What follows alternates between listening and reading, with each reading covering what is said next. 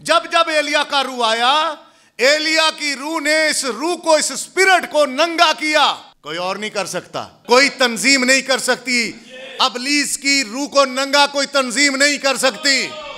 ये बाल काटने वाली आदत ये एलिया ही साबित कर सकता है। ये एलिया ही कह सकता है कि औरत बाल नहीं काटे, औरत बनाव श्रृंगार नहीं करे। ये एलिया ही कह सकता है, कोई और नहीं कह सकता। ये एलिया की रूह है, जब जब आती है वो इन चीजों को खोल कर बयान करती है। कोई दूसरा तीसरा नहीं कर सकता, क्योंकि एलिया की रूह सांप की नस्ल को पहचान लेती है। नबी कहता है कि जो नफरती कामों के सबब से आहें मारते हैं, फर्ज करें आपके घर में औरतें मेकअप करती हैं, अगर मर्द, नबी कहता है जो मर्द इजाजत देता है, जो मर्द इजाजत देता है, अदालत वाले दिन उसे इस बात का हिसाब देना पड़ेगा। तो जेड़ा पादरी इजाजत देता कलीसिया च, बताएं, जो पादरी इजाजत देता है कलीसिया के बेटों और बेटियों को, उस पादरी से भी पूछा जाएगा। जो पादरी ये कहता है कि कोई नहीं, आज बदल जाएंगे, आज बदल जाएंगे, 8 साल तो हो गए आपको, कितनी देर और लेंगे बदलने में? आप नहीं बदल सकते। एक रात ही बुलाया पेंट वाले को, उसने एक रातों रात दीवार चेंज कर दी, शक्ल ही बदल दी। मेरे पास भी खुदा ने एक ब्रश दिया हुआ है, अगर 7 सालों में आपकी शक्ल ही ना बदल सकूं तो काहे का ब्रश मेरे हाथ में? कोई नहीं है। फिर नाम का हूं पादरी साहब, सलाम पाई साहब, सलाम पाई साहब, जिधर सलाम बहन जी, सलाम पाई जी, सलाम। ये होका देने के लिए नहीं बुलाया, खुदा ने बुलाया जा और जाकर सीधे सीधे उनसे बात कर। किसी तरह की कोई हिचकिचाहट तेरे ना तो यहां होनी चाहिए, ना यहां होनी चाहिए, ना यहां होनी चाहिए।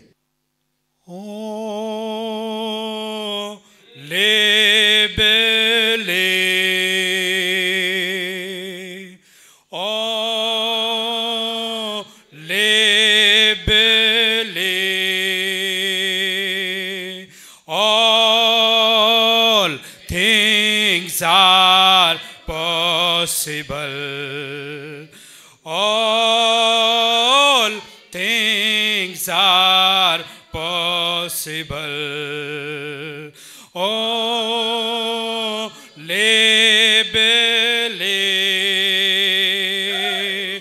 Lord, I believe, my Lord, I believe. All things are possible. All things are possible. Only believe. Jesus is here. My Jesus is here. All things are possible. All things are possible. Only believe. Lord, I believe. my My Lord, I believe. amen. Praise God. Hallelujah. आइए अपनी आंखें बंद करते हैं। कादर मुतले खुदा आसमानी बाप, तेरी तारीफ, तेरी तमजीद करते हैं खुदावंद, फिर से इस संडे के लिए खुदावंद तूने जमा किया है। खुदावंद तूने होने दिया तेरे बेटे और बेटियां फिर से तेरी शुक्रगुजारी कर सकें, तेरी हम्दो सना प्रस्तुत तेरे आइन और दस्तूर के मुताबिक कर सकें। मेरी इल्तिजा है खुदावंद, मैं खुदावंद तेरे आगे रिक्वेस्ट करता हूं कि हमारी इबादत करना तुझे पसंद आए। जलाल के बादशाह, तू कुर्बानी से पहले कुर्बानी देने वाले को देखता है। खुदावंद तू हमें देख और खुदावंद जलाल के बादशाह हमारी कुर्बानियों को पसंद कर। खुदावंद हम तेरे लायक बन जाएं। खुदावंद युवा पाक खुदा, ये रासबाजी से नहीं बल्कि तेरे उस फैसले से है जो तूने बनाए आलम से पेशतर हमारे लिए कर रखा है।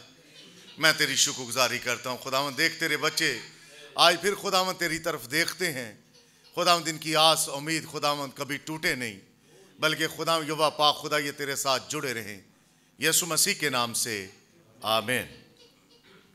Praise God, hallelujah. खुदावंद यीशु मसीह के नाम में आप सबों को सलाम। आइए, जब हम खड़े हैं तो मेरे साथ अपनी अपनी बाइबल को खोलें और पुराने अहदनामा में से हिजकिय्याल की किताब है और उसका बाब नंबर 9 है। नामे बाब की पहली आयत से 5वीं आयत तक मेरे और आपके लिए पढ़ें। फिर उसने बुलंद आवाज से पुकार कर मेरे कानों में कहा, हाँ जी, कि उनको जो शहर के मुंतजम हैं नज़दीक बुला।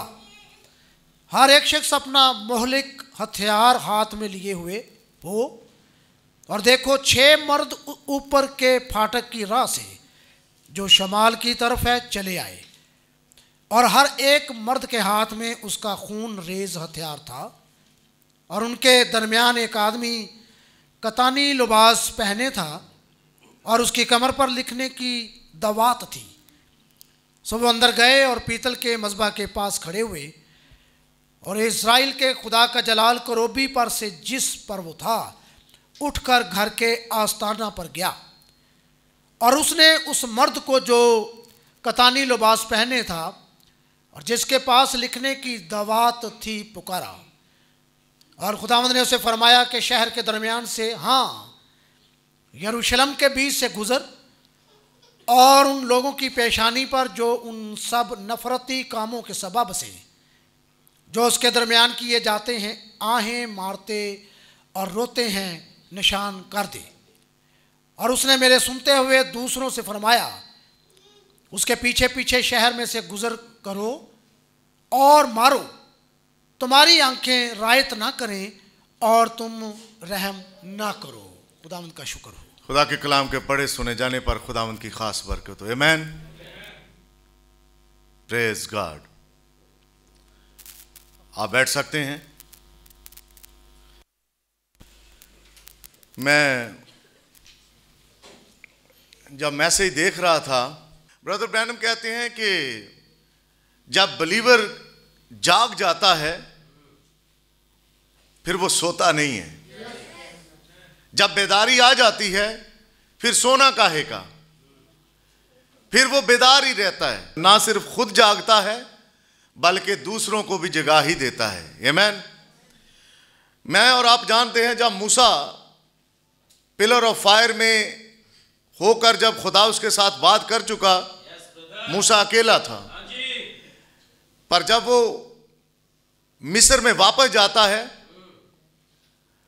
मूसा ऐसे ही खड़ा हो जाता बादशाह के सामने। मैं और आप जब स्कूल पढ़ते थे, आप भी जानते हैं, मैं भी जानता हूं कि हम एक दरखास्त लिखा करते थे, छुट्टी की, बीमारी की, अब्बू के नाम लेटर और कईयों के नाम लेटर लिखते थे। क्यों ब्रदर आशिर? तो लेटर हम लिखा करते थे, तो वहां पर ऊपर एक खास एक इज्जत मुआब ये वो लटना बटर हम लिखते थे, ताकि पढ़ने वाला हमारी इबारत को समझ सके, क्योंकि अगर उसके बारे में कुछ लिखा नहीं ना तो वो फिर समझेगा ही नहीं, वो हमें उतनी अहमियत भी नहीं देगा। तो सबसे ज़्यादा मैं कल एक जगह पर बात कर रहा था खुदावंद के कलाम में से कि खुदावंद ही वो हस्ती है जो मुझे और आपको इस लायक करती है कि हम खड़े होकर उसके जलाल को जाहिर करें। बाकी 100 टीचर डॉक्टर जो मर्जी आपको पढ़ा लें लिखा लें जो मर्जी करें, जब तक खुदावंद की तरफ से दिलेरी नहीं है कुछ नहीं है। तो मैं बात कर रहा था कि मूसा जब भी जाता फिरौन के सामने अपने भाई से कहता हारून बोल दे, कभी नहीं कहता इज्जत मुआब फिरौन मिस्र के बादशाह जनाब लटरम पटरम। पढ़ के देख ले खरूज की किताब, किसी जगह पर उसने ये नहीं कहा कि इज्जत Moab reverend so and so आप हमारी बात को सुनिए। अपने भाई को साथ लेकर जाता और कहता हारून बोल, और हारून बोल देता। खुदावंद यूं फरमाता है मेरी कौम को जाने दे, सीधी बात। अब क्यों हम बातों को तरोड़े मरोड़े और उनको मक्खन लगाकर लोगों के सामने रखें? जी लोग भागेंगे, भागेंगे नहीं, आएंगे। जब पुलपट से एक खचाव आता है तो लोग भागते नहीं बल्कि उस खचाव के अंदर आते हैं, लेकिन जब पुलपट से कुछ ना हो तो फिर लोगों के पास कुछ नहीं है। लोगों की जिंदगियां बर्बाद होती हैं। लोग जीना चाहते हैं लेकिन किसके सहारे जिए, अब कलाम ही नहीं है। इससे पहले कि मैं शुरू करूं, मेरी डीकन ब्रदर से, ब्रदर आशर से, डीकन भाइयों में से कोई भी भाई आज या कल ब्रदर यासर की फैमिली को विजिट करें। उन्हें प्रॉब्लम क्या है, कितने संडे हो चुके हैं, देखें जरा कि उन्हें क्या प्रॉब्लम है। इतने फंस चुके हैं कामों के अंदर। आप चर्च ऑर्डर हैं, आपको देखकर कलीसिया चलती है। पादरी ना आए, 4-4 संडे चर्च ही ना आए, पादरी ना पादरी का खानदान, तो कलीसिया क्या करेगी। पादरी आप ते आंदा नहीं तो फिर साडा की बनेगा, हम भी जाएं या ना जाएं। तो मूसा अपने भाई को फौरन कहता है कि हारून बोल, खुदा ने क्या कहा है। हारून फौरन से बोल देता, मेरा और आपका खुदा इस कदर कादर है, कुव्वत वाला है, खुदा के सामने कोई नहीं टिक सकता। जब खुदा अपनी आई पर आता है, मैं आपको बार बार कहता हूं, फराउन से मूसा के पैम्पर चेंज करवाए होंगे खुदा ने। फराउन के घर में पल रहा था मूसा और मार रहा है लोगों को, इसी तरह खुदा ने आपको रखा हुआ है। इस जमाने में खुदा ने आपको रखा हुआ है। 200 दुश्मन हो सकते हैं आपके, लेकिन आप दुश्मनों के सबब से पल रहे हैं। दुश्मनों के सामने रूबरू उनके तुम्हारे लिए दस्तरखान कौन बचाता है, खुदा। यह है मेरा और आपका कादर खुदा। आप सोचे नहीं इसके बारे में कि हम क्या करेंगे। जो हमने पढ़ा है हिजकियेल की किताब के अंदर, फिर पढ़ते हैं ब्रदर 1 बाय 1, फिर हम थोड़ा आगे निकलेंगे। पहली आयत में क्या लिखा है सुनिए जरा। फिर उसने बुलंद आवाज से पुकार कर मेरे कानों में कहा, मेरे कानों में कहा, उनको जो शहर के मुंतजम हैं नजदीक बुला। भला उनको जो शहर का इंतजाम करते हैं, इंतजामी अमूर पर जो फायज हैं, उन्हें भला मेरे हजूर। आगे, हर एक शख्स अपना मोहलिक हथियार हाथ में लिए हुए हो। हर एक अपना हथियार ले जो खून करने वाला है, जिससे लोगों का कत्ल हो सके, वो हथियार वो ले लें। कहां? अपने हाथों में। आगे, और देखो 6 मर्द ऊपर के फाटक की राह से जो शमाल की तरफ है चले आए। देखो 6 मर्द हैं जो शमाल की तरफ से चले आए। आगे, और हर एक मर्द के हाथ में उसका खून रेज हथियार था। खून रेज हथियार था हर एक मर्द के हाथ में। लेकिन इससे पहले कि ये 6 के 6 मर्द उस शहर में दाखिल हों, उस शहर में वो ये दाखिला करें, खुदा कुछ और कहता है। आगे जरा, और उनके दरमियान एक आदमी कतानी लिबास पहन। इन 6 मर्दों के अलावा एक और मर्द है जिसका लिबास कोतानी है। पढ़िए ब्रदर। और उसकी कमर पर लिखने की दवात थी। हाँ, ये एक ऐसा मर्द है जिसने अपनी कमर पर एक बड़ी सी दुआत लटका रखी है। कितनों ने कलम दुआत इस्तेमाल की है? मैंने भी की है। और साढ़े झोले च डुल जाती सी। वो झोला भी रंगिया जाता, वर्दी भी, यूनीफॉर्म भी रंगिया जाता, कई साथ लपेड़े जाते सी, तख्ती भी, किताबां भी सारियां। इस करके असी उन्होंने अलग कर दिता। तो यहां पर देखें खुदा बात क्या करने चाह रहा है। खुदा ने कहा कि इस शहर के मुंतजिम को बुलाओ, जो इंतजामी अमूर पर लोग जमा हैं, उन्हें इकट्ठा करो। मैं उनसे कुछ बात करना चाहता हूं, लेकिन वो खाली हाथ नहीं आए, उनके हाथों में खून रेज हथियार हों। पर इन 6 के साथ साथ खुदा एक और मर्द को बुलाता है जिसका लिबास कोतानी है। आगे ब्रदर, उसकी कमर में एक दुआत है कि समझे बोतल है, जिस तरह पानी की बोतल लेकर आते ना आप। ये एक ऐसा मर्द है जेड़ा बेचारा स्याही लेके तुरया फिरदा है। इसकी कमर में बड़ी सी दुआत लटकी हुई है। और क्या कर रहा है? पढ़िए। सो वो अंदर गए और पीतल के मज़बा के पास खड़े हुए। ये अंदर गए। आपको पता है हैकल के 3 हिस्से हैं। पहला, दूसरा और तीसरा।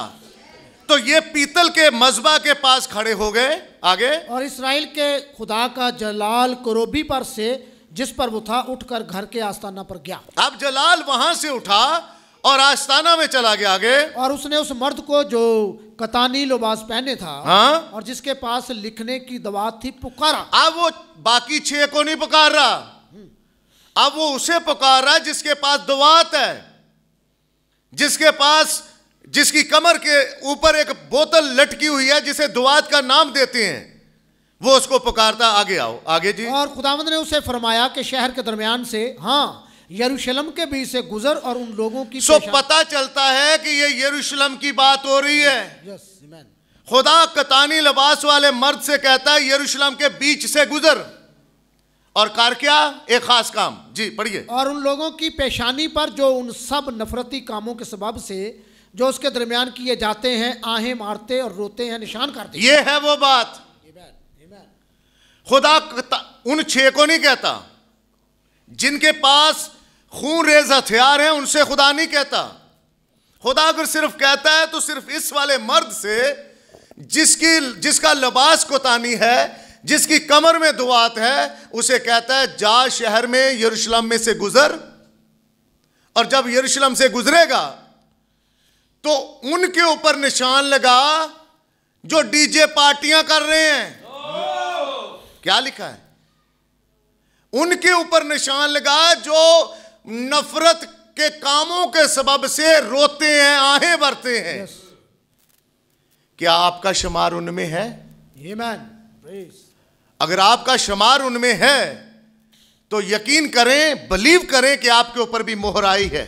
आमीन। और आज मैं बयान करना क्या चाहता हूं, खुदा अपनी नस्ल पर मोहर करता है। आमीन। आमीन। आमीन। गॉड सीड पर मोहर कर चुका है। Thing is this true. और जब वो कर चुका है तो वो अपने सीड को बुलाता है और अपने सीड को कहीं मरने नहीं देता। चाहे तूफान हो, आंधियां हो, बरमार हो, शादियों की, पार्टियों की बरमार हो, कैसे तैसे जो भी माहौल हो, खुदा कभी अपने सीड को मरने नहीं देता। खुदा सर्द महरी में भी अपने बीज को संभाल कर रखता है। अयूब ने जब दरख्तों को देखा तो वो कहता है ये क्या हो गया, इनको पत्ते जड़ गए लेकिन इनकी जिंदगी फिर आ जाती है। वो खुदा के साइकिल को समझ गया, वो जिंदगी के साइकिल को समझ गया कि जब पतझड़ आता है, दरख्त पत्ते जड़ जाते हैं, दरख्तों के बिल्कुल मुर्दा जान हो जाते हैं दरख्त, इनकी जिंदगी कहां जाती है? नीचे जड़ों में। और मेरी और आपकी जड़ क्या है? खुदावंद यीशु मसीह रोमियो के खत में लिखा है, अब जड़ संभाले हुए है मुझे और आपको। हम नहीं यीशु मसीह को संभालते कि यीशु मसीह ऐसी चर्च ना गए तो देखी यीशु मसीह का की बनेगा। यीशु मसीह का कुछ नहीं, आपका और अपने खानदान का सोचो क्या बनेगा।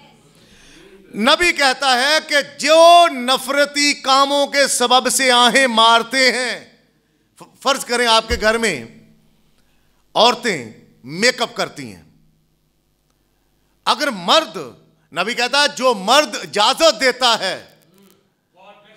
जो मर्द इजाजत देता है, अदालत वाले दिन उसे इस बात का हिसाब देना पड़ेगा। तो जेड़ा पादरी इजाजत देता कलीसिया च, बताएं, जो पादरी इजाजत देता है कलीसिया के बेटों और बेटियों को, उस पादरी से भी पूछा जाएगा। जो पादरी ये कहता है कि कोई नहीं आज बदल जाएंगे, आज बदल जाएंगे, 8 साल तो हो गए आपको, कितनी देर और लेंगे बदलने में? आप नहीं बदल सकते। एक रात ही बुलाया पेंट वाले को, उसने एक रातों रात दीवार चेंज कर दी, शक्ल ही बदल दी। मेरे पास भी खुदा ने एक ब्रश दिया हुआ है, अगर 7 सालों में आपकी शक्ल ही ना बदल सकूं तो काहे का ब्रश मेरे हाथ में? कोई नहीं है। फिर नाम का हूं पादरी साहब, सलाम पाई साहब, सलाम पाई साहब, जिधर सलाम बहन जी, सलाम पाई जी, सलाम। ये होका देने के लिए नहीं बुलाया, खुदा ने बुलाया जा और जाकर सीधे सीधे उनसे बात कर। किसी तरह की कोई हिचकिचाहट तेरे ना तो यहां होनी चाहिए, ना यहां होनी चाहिए, ना यहां होनी चाहिए। कोई हिचकिचाहट नहीं होनी चाहिए। नाराजगी मैं खुद संभालूंगा। मूसा आया, कहता हारून क्या है, कह दे। हारून कहता खुदा यूं फरमाता मेरे लोगों को जाने दे। फराउन सुनकर हैरान तो होता होगा कि यार ये मेरे हाथ के बच्चे मेरे घर में रहा, अब मेरे सामने आकर खड़ा होकर कहता है मेरी कौम को खुदा कहता है जाने दे, तेरी दलेरी के कुर्बान जाऊं। फराउन कहता तो होगा उसे, लेकिन ये कहा किसने था? मूसा ने नहीं, हारून ने नहीं, खुदावंद ने। क्योंकि खुदावंद कभी अपने बीज को मरने नहीं देता, उस पर मोहर करता है। और जब एक बार मोहर कर देता है, कोई खुदा के बीज को चुरा नहीं सकता, कोई खुदा के बीज को मार नहीं सकता, क्योंकि खुदा आप अपने बीज का जिम्मेदार है। तो खुदा ने कतानी लिबास वाले शख्स से कहा कि जा सीधा शहर में दाखिल हो, और जिनके जो आहें मारते हैं, जो चलाते हैं, आपके घर में औरतों के बाल काटे जाते हैं, आप मर्द चुप कर, औरतें ना, अब इनको कितना मना करें।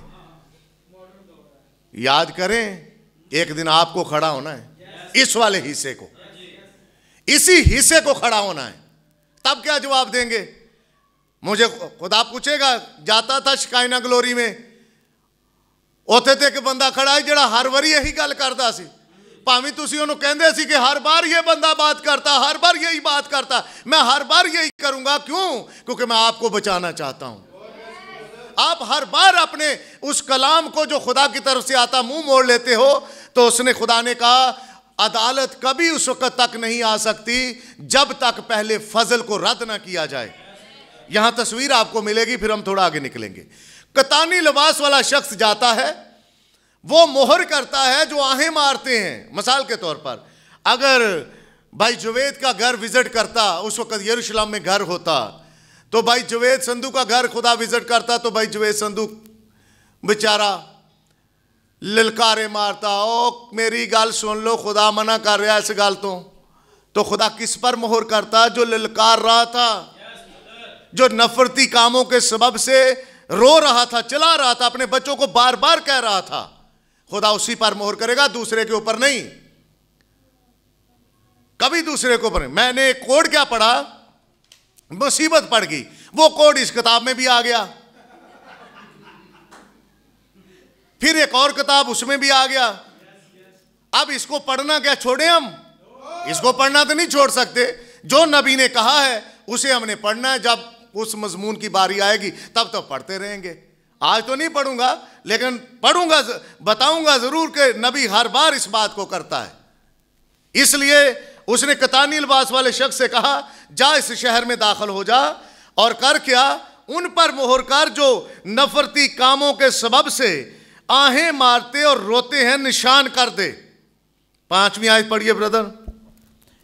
और उसने मेरे सुनते हुए दूसरों से फरमाया, हाँ, उसके पीछे पीछे शहर में से गुजर करो। पहले क्यों नहीं पिछले वालों, जो 6 मर्द खुदा ने बुलाए थे, उनको क्यों नहीं पहले कहा? क्योंकि खुदा पहले तंबीह करता है, फिर अदालत करता है। खुदा ऐसे नहीं सीधा अदालत कर देता ना, खुदा पहले बताता है, अगर नहीं मानते तो फिर अदालत करता है।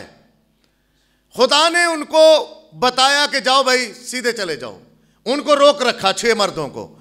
जब रोका तो खुदा ने एक को शहर में पहले दाखिल किया, जाओ जाकर उन पर निशान लगा जो नफरती कामों के सबब से आहें मारते हैं, जो रो चला रहे हैं। मिसाल के तौर पर अगर आज किसी चर्च के अंदर पास्टर वो नहीं प्रीच कर रहा जो खुदा के कलाम के अंदर लिखा हुआ है और कहीं और से लेकर आता है, तो उसका क्या मकसद है? उससे कोई बेहतरी नहीं आएगी। बेहतरी अगर आएगी तो खुदा के कलाम से ही आएगी। तो उसके बाद फिर खुदा इन 6 मर्दों को कहता है कि अब तुम्हारी बारी है, जाओ। पढ़िए ब्रदर। तुम्हारी आंखें रायत ना करें, हाँ, और तुम रहम ना करो। हाँ, तुम बूढ़ों और जवानों और लड़कियों और नन्हे बच्चों और औरतों को बिल्कुल मार डालो। हाँ, और मेरे मकदस से शुरू करो। तब उन्होंने उन बुजुर्गों से जो हैकल के सामने थे शुरू किया। रुकिए, अब खुदा इन मर्दों को इजाजत दे रहा, कहां से start low? God bless you. Church से स्टार्ट लो, मेरे घर से स्टार्ट लो। तुम मारो तो मेरे घर से शुरू करो, मारो, वो मेरी जमात से काट डाले जाएं, तुम्हें किसी की रायत नहीं करनी, चाहे आगे पादरी है, आगे डीकन है, मुबशर है, खजानची है, कोई भी है। मेरे घर से शुरू कर लो, और जब तुम शुरू करो तो तुम्हारी आंखें किसी के ऊपर तरस नहीं खाएं। यह है खुदा, और खुदा अपने लोगों को भेजता है। आइए जरा नबी इसके बारे में, इस किताब में क्या कहता है खुदा की मोहर के बारे में। मैंने क्या बताया, खुदा अपनी नस्ल पर मोहर करता है। अब छठी आयत से जरा पढ़िए आप। तुम बूढ़ों और जवानों और लड़कियों और नन्हे बच्चों और औरतों को बिल्कुल मार डालो, हाँ? लेकिन जिन पर निशान है उनमें से किसी के पास ना जाओ। सुनिए, रुकिए जरा। अब वो कह रहा है तुम मेरे पहले नंबर पर, तुम बूढ़ों और बुढ़िया नु क्यों? क्योंकि बुढ़े अपने हवास खो बैठे ने। अब बूढ़े को पता ही नहीं है कि मैंने बेटी को कैसे बुलाना है। अब बूढ़े को पता ही नहीं कि मैंने अपनी भाई की बीवी को कैसे बुलाना है। अब बूढ़े को इस बात की अकल ही नहीं है, पागल हो चुका है वो। मारो इनको। ये जो मर्द आ रहे हैं ये कभी तरस नहीं खाएंगे, जिनकी जबान मैं कहना टाई तरह इथों तक लमकरी ढिड तक। इनकी जबान को कौन कंट्रोल करेगा? इनको मारो, इन बूढ़ों को मार दो जो मेरे यरूशलेम शहर के अंदर हैं और फिर मेरे चर्च में हैं। इनको मारो। नंबर 1 किनको रखा? बूढ़ों को।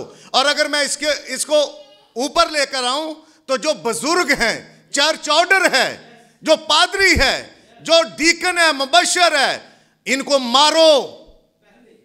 पहले इनसे शुरू करो, क्योंकि जब अदालत ही खुदा के घर से शुरू होगी तो कौन बचेगा? पतरस का खत कहता है। आगे पढ़िए जरा। जवानों और लड़कियों, नंबर 1 बूढ़ों, नंबर 2 जवानों।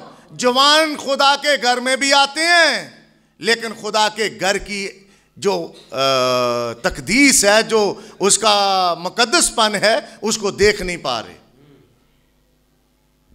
ये जवान मरेंगे। आगे। और लड़कियों, क्यों लड़कियों?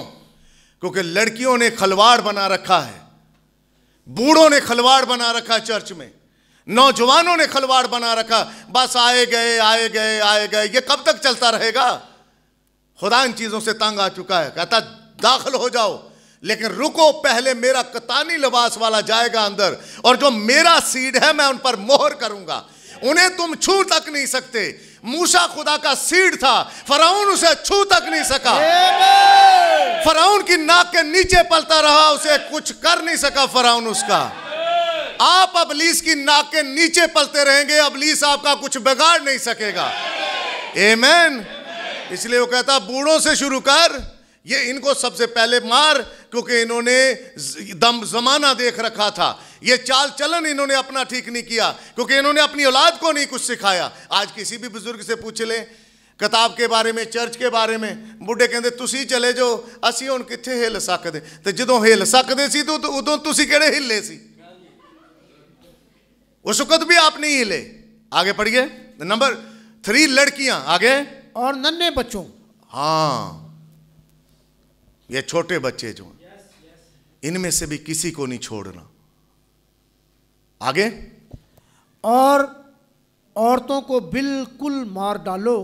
जे गल तो जे बुढ़ियां मार गया तो बंदियां दा की बने? पर खुदा कहता है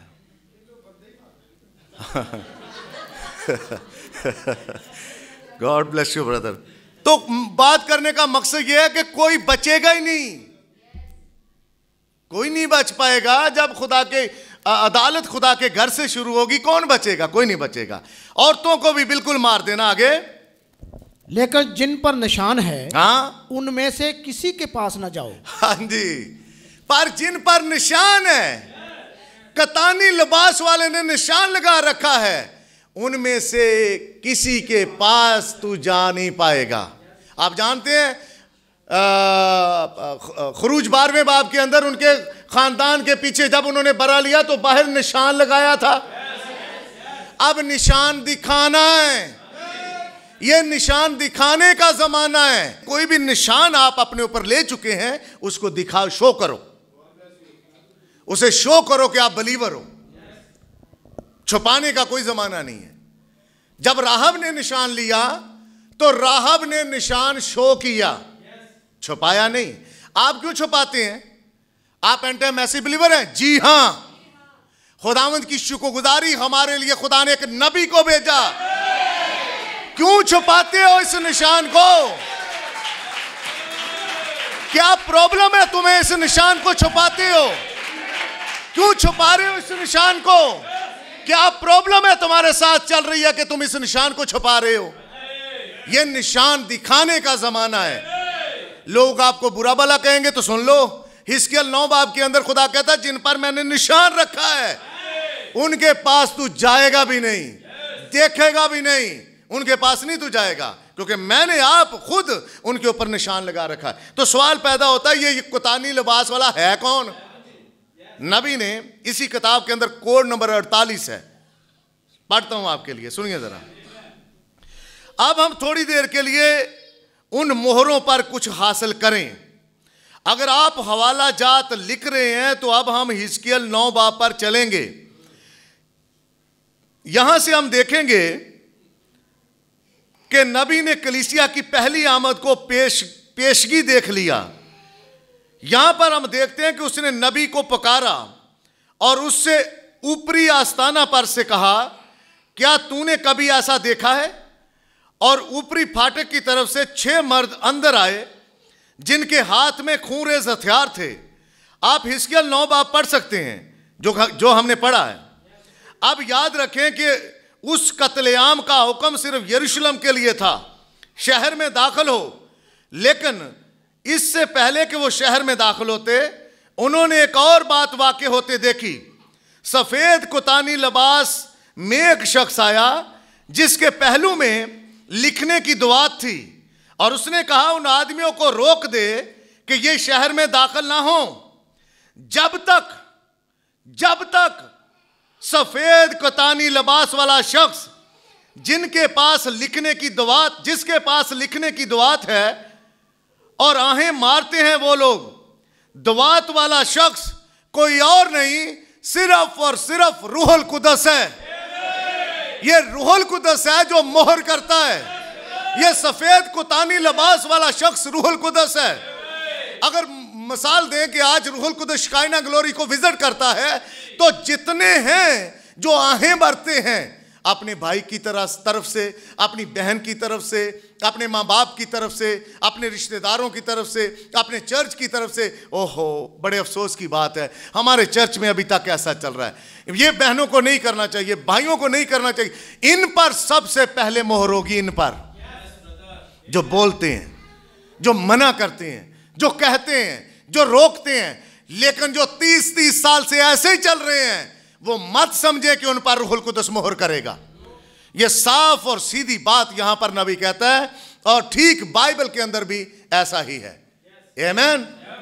आइए थोड़ा आगे चलते हैं कि कैसे खुदा अपने सीड पर मोहर करता है, और इब्लीस इसी सीड के पीछे पड़ा हुआ है। वो इसे मारना चाहता है, हर संडे इसे रोकना चाहता है, हर मीटिंग के अंदर वो इसे आने नहीं देना चाहता, लेकिन खुदा का सीड हर बार निकल आता है, हर बार निकल आता है, हर बार निकल आता है। मेरे साथ जरा निकालिए पैदाइश की किताब 3 बाब और उसकी 15वीं आयत से पढ़ना शुरू करें कि कैसे खुदा अपने सीड के अंदर दिलचस्पी रख रहा है। आमीन। पढ़िए ब्रदर जी। और औरत के दरमियान, आप गौर से सुनिएगा जरा, आपने बाइबल अपनी खोली हुई है। खुदा कह रहा है मैं तेरे औरत के दरमियान, आगे, और तेरी नस्ल और औरत की नस्ल के दरमियान अदावत डाल, और तेरी नस्ल और औरत की नस्ल के दरमियान क्या करूंगा? और ये जो जंग है ये खुदा नहीं लड़ रहा, ये एक नस्ल की दूसरी नस्ल के साथ है। ये खुदा की जंग नहीं है। खुदा बाइबल में कह चुका है कि ये तेरी नस्ल और औरत की नस्ल के दरमियान जंग होगी, तेरे दरमियान और औरत के दरमियान अदावत होगी। औरत कौन है? मैं और आप जानते, कलीसिया। नबी ने कहा इससे पहले कि हवा आती, हवा आदम के अंदर थी, और फिर मुकाशफा में एक मर्द हमें नजर आता है जो औरत की तरह पटका पहने हुआ है। इसका क्या मतलब है? एक मर्द है जो औरत बन जाता है, किस लिए? ताकि वो एक जंग लड़ सके, वो मेरे और आपके लिए। ये जंग किसकी है? औरत की और सांप की, औरत की नस्ल की और सांप की नस्ल की, ये है जंग। पर खुदा मोहर कर चुका है। फिर मैं थोड़ा एक आधा कोड आपके सामने रखता हूं ताकि थोड़ा आगे निकल सकूं। फिर जोश महसूस कर रहे हैं, क्या ऐसा नहीं है? ठीक है, ये आपके लिए अच्छा है, गौर करें, देखें, ये सच है। देखें भाई, हम हवाले के बाद हवाला ले सकते हैं और हफ्तों हफ्ते इस पर बात कर सकते हैं, और ठीक है, इस मजमून पर साल भर बात कर सकते हैं, तो भी बाइबल से यह पूरा बयान नहीं किया जा सकता। ये जो गॉड सीड पर मोहर है, नबी कहते हैं सालों साल, हफ्तों हफ्ते हम इसको बयान करें तो भी पूरा बयान नहीं कर सकते। अब इब्तदाई हिस्से के लिए हम पीछे जाते हैं और देखते हैं कि रूहुल कुदस के बपतिस्मा को रद्द करना आपके लिए क्या मानी रखता है और उस वक़्त उनके लिए क्या मानी रखता था। हिजकिय्याह नामे बाब के अंदर, नामे बाब में नबी ने यरूशलेम को देखा था। अब याद रखें, हम यहूदियों के उस अरसे के मतलब बात कर रहे हैं। इससे ज़रा पहले उनका बाब बंद किया जाता। अब हम गैर कौम के इख्तिताम पर पहुंच चुके हैं। हमारा भी बाब बंद होने वाला है, हमारा भी चैप्टर बंद होने वाला है। हम भी एक खास मकाम पर पहुंचने वाले हैं, लेकिन पहले खुदा चैप्टर क्लोज करेगा। पहले खुदा इस चैप्टर को बंद करेगा। बंद करने के बाद ना तो कोई अंदर आ सकेगा और ना कोई बाहर जा सकेगा। लेकिन अब देखें, अब आप यहूदियों के साथ इख्तिताम कर रहे हैं। नबी ने इसे पहले ही देख लिया था, अभी सैकड़ों साल पर पड़े हुए थे। तकरीबन खुदावंद की आमद से 800 साल पहले बांप लिया था हिजकिय्याह ने, और नबी ने यह पेशगोई कर दी थी। अब जबकि हम इसे पढ़ते हैं तो गौर से सुनिए। फिर उसने बुलंद आवाज से पुकार कर मेरे कानों में कहा कि उनको जो शहर के मुंतजिम हैं नजदीक बुला। हर एक शख्स अपना कत्ल करने वाला हथियार ले। कत्ल उस वक्त तक नहीं हो सकता, आप मर उस वक्त तक नहीं सकते जब तक खुदा नहीं मारता। आप और मैं जानते हैं कि क्या होता है। अय्यूब को इब्लीस ने मारा, नहीं मार सका, पर इब्लीस ऐसे सबब पैदा करता है कि आप खुदा की हजूरी से निकलें। जब मैं और आप खुदा की हजूरी से परे जाते हैं, तब हम खुद अपनी मौत का सबब बनते हैं। वो तब जाकर मारता है। सुनिए जरा आगे, नबी ने क्या कहा। कोड अपने वक्त में इस किताब को यहां से लेकर जाएं, अगर घर में पढ़िए तो उसको लें और पढ़ें जरा कि नबी ने इन चीजों के बारे में क्या कहा। ब्रदर ब्रैनम क्या कहना चाह रहे हैं। ये किसी को हो सकता नजर आए या ना आए, हो सकता है कोई देखे या ना देखे, लेकिन ये तब नजर आता है जब एलिया का रूह आता है। खुदा ने एलिया के रूह को बाइबल के अंदर 5 बार इस्तेमाल किया। इससे पहले कि सरपंट सीड आता, कोई एलिया के रूह में आया और उसने सरपंट सीड को बयान किया। कोई नहीं पहले देख सका। आप देखें, यूहन्ना को आप देखते हैं, यूहन्ना भी एलिया ही था। यूहन्ना जब आया तो यूहन्ना जो बपतिस्मा ले रहे थे उनको कहता है, सांप के बच्चों तुम्हें किसने जिता दिया कि आने वाले गजब से। तो आज का पादरी क्या करता, जिनमें मैं भी शामिल हूं, जिन्होंने बपतिस्मा दिता ग्रुप बना के उन्होंने तस्वीर ला रहा। खड़े हो जाओ साथ मेरे, तस्वीर बनाऊंगा आपकी। तो यूहन्ना तो बपतिस्मा देने वाला कह रहा है सांप के बच्चों। आज हम ऐसा कर रहे हैं। इसमें थोड़ा फर्क है, क्योंकि उसके अंदर नबी की रूह थी। वो जान चुका था कि ये बपतिस्मा ले क्यों रहे हैं, बपतिस्मा लेने की वजह क्या है, किस वजह से ये बपतिस्मा लेने जा रहे हैं। ये संजीदा नहीं है, पर जो संजीदा हैं वो बनाए आलम से पेशतर मकर्रर हैं। आप पादरी से बपतिस्मा तो दिलवा दोगे, पादरी दे भी देगा, इशायर बानी भी दे देगा, लेकिन जो हरकतें आपके अंदर चल रही हैं वो बनायालम से पेशतर वाली हरकतें नहीं हैं। ये मैसेज बहुत बड़ा मैं बेस रख रहा हूं ताकि आपको समझ आए। खुदा अपनी नस्ल पर मोहर करता, अपनी फिक्र करें। मुझे अपनी फिक्र पड़ी हुई है, आप अपनी फिक्र करें। इसका यह मतलब नहीं कि मैं अपने बनायालम से पेशतर वाले चुनाव के ऊपर कोई शक कर रहा हूं, नहीं। अपने करैक्टर को बेहतर करना है, अपने करदार को, क्योंकि वो करदार को ले रहे आ रहा है। जब जब एलिया का रूह आया, एलिया की रूह ने इस रूह को, इस स्पिरिट को नंगा किया। कोई और नहीं कर सकता, कोई तंजीम नहीं कर सकती। अबलीस की रूह को नंगा कोई तंजीम नहीं कर सकती। ये बाल काटने वाली आदत ये एलिया ही साबित कर सकता है। ये एलिया ही कह सकता है कि औरत बाल नहीं काटे, औरत बनाव श्रृंगार नहीं करे। ये एलिया ही कह सकता है, कोई और नहीं कह सकता। ये एलिया की रूह है, जब जब आती है वो इन चीजों को खोल कर बयान करती है। कोई दूसरा तीसरा नहीं कर सकता, क्योंकि एलिया की रूह सांप की नस्ल को पहचान लेती है। इसलिए वो कहता है, अगर आज आप किसी को मेरे सामने ले आए, पादी साहब ये बच्चा बड़ा अच्छा है, इसे बपतिस्मा देना है, ठीक है जी। मुझे कॉल आई, मैं आपसे पहले आपको कॉल आई, जानने वाले रिश्तेदार हैं, भाई साजिद। मैं क्या जी की हाल चाल जे? मैं ठीक। मैं कहा जी दसो पहचानिया नहीं तानू, फलाना बोल रहा ते आज एक निकाह कर दो। मैंने कहा निकाह ऐसे नहीं होते। अपने बेटे का नाम ले लिया, कहता कल को तू उसका भी निकाह नहीं करेगा। तो मैं कहा मैं नहीं करूंगा। क्यों नहीं करूंगा? क्योंकि लड़की वालों की जिम्मेदारी है कि वो पादरी उनका निकाह करे। ये हर कोई ऐरा गहरा निकाह नहीं बांध सकता कि हर किसी के सामने आ जाओ और उससे अपना निकाह बंधवा लो ना। ये लड़की वालों की जिम्मेदारी है। क्यों जिम्मेदारी है? जिस चर्च वो जाते हैं वहां पर लड़की का एक करदार है, और अगर आप करदार को नजरअंदाज करते हैं तो आपने क्या पा लिया? ये चिट्टा रंग। क्या करोगे आप अगर करैक्टर ही नहीं है उसके अंदर? मैं अभी चलूंगा उस तरफ। अगर करैक्टर ही नहीं है उसके अंदर तो क्या कर लोगे? बार बार आपको मैं ये बात कह रहा हूं क्योंकि आप मेरे बच्चे, मुझे आपसे मोहब्बत है और आपके मुंह के ऊपर कहता हूं, कोई लुके छुपे नहीं कहता। लुके छुपे वाली बात नहीं, आपके मुंह के ऊपर कहता हूं ताकि आप अपने किरदार को दुरुस्त करो। आइए थोड़ा आगे चलते हैं। एलिया सांप की नस्ल को पहचान लेता है।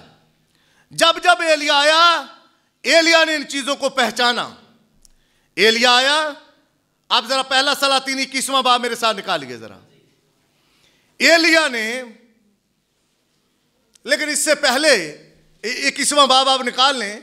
अखयब से पहले एक लंबी लाइन पड़ी है उसके बाप दादा की, और नबी ने उमरी को पकड़ा। आपको जिक्र मिलेगा, मैंने यहां आपको किताबें दी हैं, वो किसी मकसद से दी हैं। उन किताबों के अंदर कुछ करैक्टर हैं। ये सलातीन और तवारीख की किताब में आज हम थोड़े हवाले देखेंगे। इस एलिया ने एक करदार को देखा इस जगह पर। इससे पहले कि अखयब आता, अखयब का बाप था उमरी, और उमरी एक ऐसा शख्स था, बादशाह ये एक ऐसा शख्स है जिसने खुदा की नजर में जितने बुरे काम थे कर दिए। आप हैं खुदा के बंदे, बेटे और बेटियां, लेकिन काम क्या कर रहे हैं? कोई भी आपको कान से पकड़वा कर आपसे बुरा काम करवा लेता है। कोई भी आपको बुलावा देके कहता है ये काम करते हैं, आप कर लेते हो। आप खुदा के बेटे नहीं हैं। अगर हो भी तो कहीं ना कहीं तो गड़बड़ है कि आप क्यों नहीं फैसला कर पा रहे। सलातीन 21वें बाब के अंदर एलिया ही वो शख्स था, नबूत के कत्ल का किसी को नहीं पता था। 21वां बाब पढ़िए अपने वक्त में। नबूत के कत्ल का किसी को नहीं पता था। किसने मरवाया? आपको पता? वैसे नहीं पता तो सुन ले। बात दबा दी गई थी उसका खेत लेने के सबब से। उसके बाव जायदाद का खेत था, उसकी मिरास थी। इस एजिबल ने क्या किया? नबूत को मरवा दिया। एलिया ने पता करवा लिया और एलिया ने आकर सबके सामने कह दिया तुमने ये किया है। जिस तरह नबूत का खून बहाया गया है, एजिबल तेरा लहू कुत्ते चाटेंगे। एलिया को पता लग गया। ये एलिया ही है जो पता लगवा लेता है कब किसने बाल काटे, कब किसने क्या किया, कब कौन क्या करने जा रहा है, कब कौन किसके साथ बैठ रहा है, कब कौन किसके साथ जा रहा है। ये एलिया की रूह बताती है और कोई नहीं बता सकता। आमीन। अब जो थोड़ा आगे चले तो नए अहदनामे के अंदर एक और एलिया है जिसका नाम यूहन्ना है। वो भी, मैं पहले कह गया कि सांप के बच्चों को वो पहचानता है। इससे पहले तो सारे हकला रहे थे, जा रहे थे, आ रहे थे, जा रहे थे।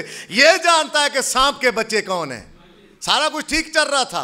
आप भी पहले चर्च में जाते थे, ऐसी बातें नहीं होती थी आपके साथ, लेकिन आज हो रही हैं क्योंकि एलिया का रूह आया है और एलिया के रूह ने इन बातों को खोला है। फिर भाई ब्रैनम आते हैं, वो पैदाइश से मकाशफा तक सरपंट सीड को, सांप की नस्ल को खोल खोल कर बयान करते हैं। आमीन। आगे थोड़ा चलते हैं। सांप की नस्ल को भाई ब्रैनम ने पहचाना और उन्होंने प्रीच भी किया। सांप की नस्ल, पैदाइश 3:15, तेरी नस्ल और सांप की नस्ल के दरमियान अदावत। शैतान ने हाबिल को मार दिया। यह क्या है? यह अदावत है। पहला कातल कौन? कायन। मारा किसको? हाबिल को। अपने भाई को उसने मार दिया और जब मारा और कातल बन गया कायन, तो पहला कातल कौन है? कायन। आज भी ऐसा हो रहा है। और शैतान खुश हो गया। क्यों खुश हुआ? कहता मैंने गॉड सीड को मार दिया।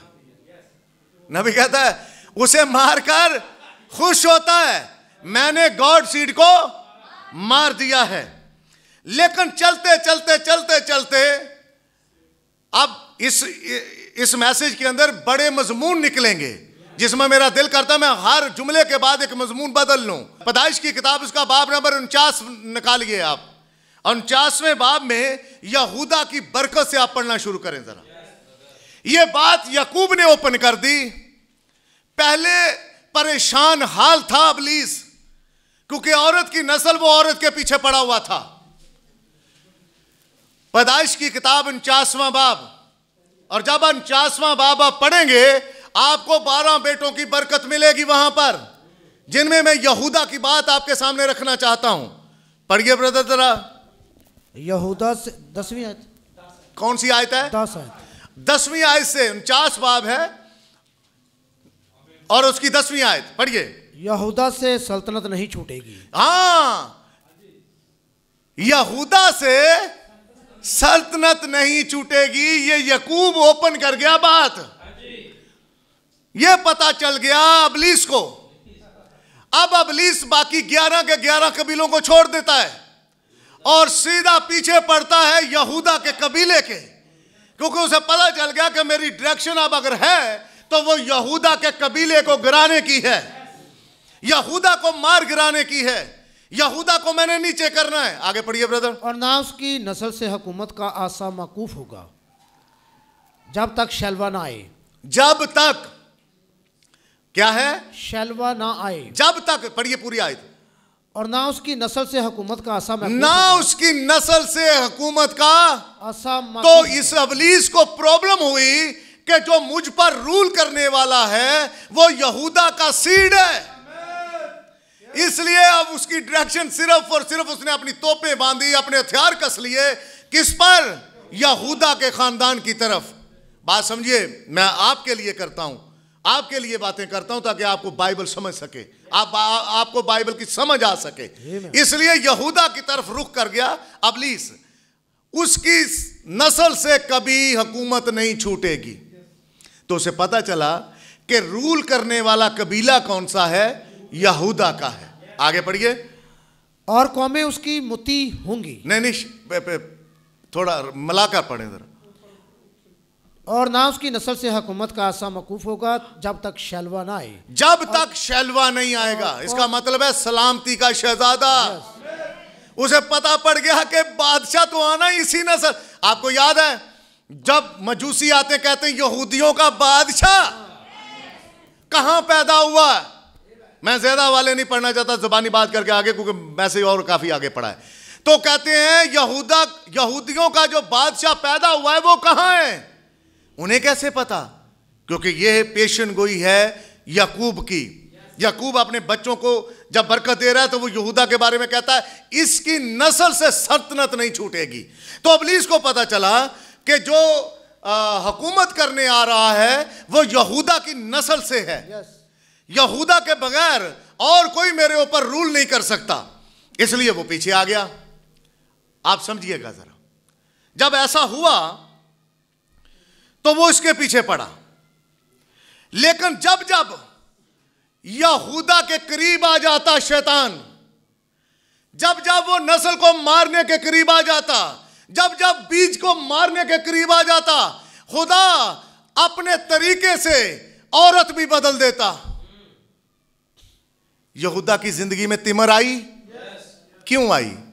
क्योंकि इब्लीस जान चुका था कि इसकी नस्ल से खुदा ने आगे जंक्शन ही चेंज कर दिया, खुदा ने पाइप ही चेंज कर दिया, तिमर को ले आया खुदा ने अब बीज को अलग रखा हुआ है। आमीन। अब ढूंढता रहे शैतान, तू कहां ढूंढेगा, ढूंढता रहे, मिल जाए तुझे मार देना। और वो मारने के ऊपर आया। आपको याद होगा मत्ती की इंजील में पढ़िए जरा नसबनामे में, आपको मिलेगा तिमर का नाम खुदावंद यीशु मसीह के नसबनामे में रखा गया है। खुदा ने औरत को बदला। नंबर 1 तिमर लेकर आया। इब्लीस को चकमा देने के लिए खुदा राहब को लेकर आया। इब्लीस को चकमा देने के लिए खुदा रूत को लेकर आया। इब्लीस को चकमा देने के लिए खुदा बत्सबा को लेकर आया। आमीन। इब्लीस तू कहां तक जाएगा?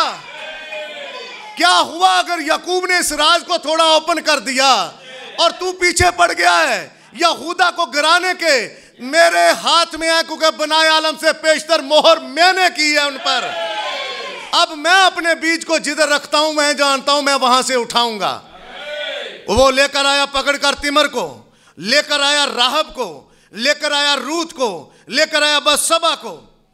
और देखें जबरदस्त बात है, अब उसे पता चल गया कि बादशाही यहूदा के कबीले के अंदर है और बादशाही होगा जो मेरे ऊपर रूल करेगा। अब वो बादशाहों के पीछे आ गया। आपको मिलेगा उमरी, कहां किनका बादशाह है? 10 कबीलों का। 10 कबीलों का बादशाह उमरी है। 2 कबीलों के बादशाह अलग चल रहे हैं। इनके टूटने की वजह क्या बनी? पिछले मैसेज में आपके सामने रखा मैंने। तवारीख की या सलातीन की किताब के अंदर जब आप पढ़ेंगे तो आपको गालबन 11वां बाब है, उसके अंदर आपको पता चलेगा कि दाऊद, हालांकि चलिए जब इस तरह से वो चीजों को लेकर आ रहा था खुदा, तो खुदा ने अपने हाथ के नीचे बादशाहों को रखा। पर जो जो बादशाह गलती करता गया खुदा ने उसको छोड़ दिया। इब्लीस को भी पता चल गया कि अब बादशाह कोई रूल करने के लिए आ रहा है। खुदा का प्लान देखे, खुदा ने लोगों के दिल के अंदर ये बात डाल दी, शमूएल हमारे लिए कोई बादशाह ला। कज़ात की किताब निकाल कर आप पढ़ें, 2 बाब है। यशवा को पढ़ें तो यशवा की किताब को पढ़ें तो यशवा की जो आखिरी 31 बादशाहों को यशवा ने मारा, लेकिन यशवा की आखिरी जंग उसके अपने ही लोगों से हुई। ये मत समझें कि हमारे अपने हमारे खिलाफ नहीं लड़ सकते। आखिरी जंग जो लड़ोगे वो अपनों के खिलाफ लड़ोगे। अगर तो अपनों के खिलाफ लड़ने के लिए तैयार हो तो खड़े हो जाओ और अभी से अपनी तैयारी शुरू करो, क्योंकि आपकी आखिरी जंग अपनों के खिलाफ है। और अगर अपनों का मुंह देखते रहोगे, उनके तरस खाते रहोगे उनके ऊपर, तो आप कभी कामयाब नहीं हो सकते। अपनों के खिलाफ कैसे? जब कादस बरनी आया तो उन्होंने 10 लोगों ने कहा हम नहीं कब्जा कर सकते, 2 कहते हम कर सकते हैं। अब 10 अलग हो गए और 2 यशवा के वक्त उसने अपने ही लोगों के साथ जंग की, लड़ना पड़ा, कायल करना पड़ा। आज कहते हैं मैसेज बिलीवर के खिलाफ है। बाइबल कहती है अपनों के साथ जंग होगी, इसलिए अपनों के साथ लड़ना पड़ेगा। समझौता आपको नहीं करना, हर हाल में नहीं करना। एक मैसेज बिलीवर की औरतें तो बाल काटती हैं, बाल रंगती भी हैं, के अंदर लिखा हुआ है उस पर आमीन कहना है, उससे पीछे हट नहीं सकते, क्योंकि एलिया के मसा ने इन चीजों को खोल रखा है। तो शमूएल से कहते हैं हमें एक बादशाह दे। खुदा ने कहा शमूएल क्यों रोता, दे, तू नहीं जानता ये मेरा प्लान है, यहूदा से रूल करने वाला लेकर आऊंगा, दे दे इनको। साउल दे दिया।